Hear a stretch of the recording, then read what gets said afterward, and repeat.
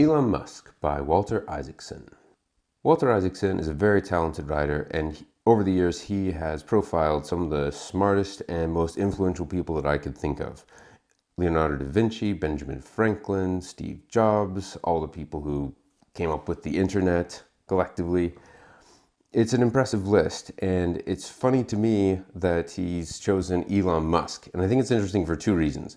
First, because Elon Musk is such a polarizing figure. It's hard to think of how you can do a book on Elon Musk and not make a lot of people angry at you. Second, not only is Elon Musk still alive, but he's still in the middle of a lot of things. And he's starting a lot of ventures that may or may not play out. It's kind of like reading a history book on World War II that's written while Hitler is still in power. In 100 years, we could be talking about Elon Musk as this amazingly influential person who changed the trajectory of mankind and for the better, or we could look on him as some genius crackpot who crashed and burned. We just don't know. So because of this feels very different from all of Walter Isaacson's other books. There's no summary thoughts, there's no conclusion, it just kind of stops and leaves the open question as if we're waiting for a part two to see how everything unfolds. I know that Elon Musk has his diehard fans and his diehard critics. I personally don't identify with either side in this. I read this book with my goal as being to observe as opposed to declare which side was right or wrong. And I was glad that Walter Isaacson seemed to be of the same mindset. He talked about all of his virtues while also discussing how a lot of his personality quirks could have negative consequences. Because while he was very charismatic, he was also very brutal to people. And I think the recurring theme of the book is that Elon Musk has this personality that's addicted to intensity, to drama, to conflict, to contention, and it's part of what makes it possible to do all these amazing superhuman things. So you really can't have one without the other. Even if you hate Elon Musk, it's hard not to read this book and get a sense of all of his virtues. At the front of the list, of course, is he's very smart, very ambitious, and very forward-thinking for humanity in the macro sense of things. It's amazing to me how much he feels like humanity is hanging in the balance of his business decisions.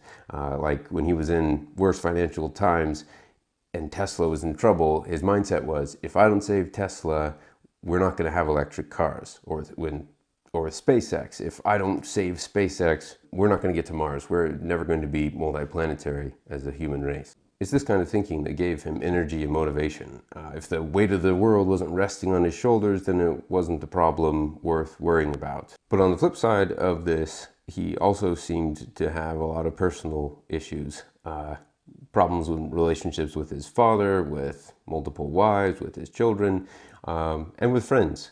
There were lots of accounts of fistfights, of verbal attacks in public, things that just seem so strange to a lot of people who are more in the middle. But Elon Musk is very up and down. The funny thing is that he seems incapable of relaxing. Even if mankind were on Mars, everything were solar powered, if Neuralink was doing everything that he wanted it to, if artificial intelligence were helping mankind do all sorts of unthinkable things, Elon Musk wouldn't be happily sitting back and enjoying it. He would be on to the next thing, yelling at his employees about something else, about not being hardcore enough or something to that effect. It's like this is the oxygen that he needs to breathe. Like he needs to be constantly pushing and expanding what humans are capable of.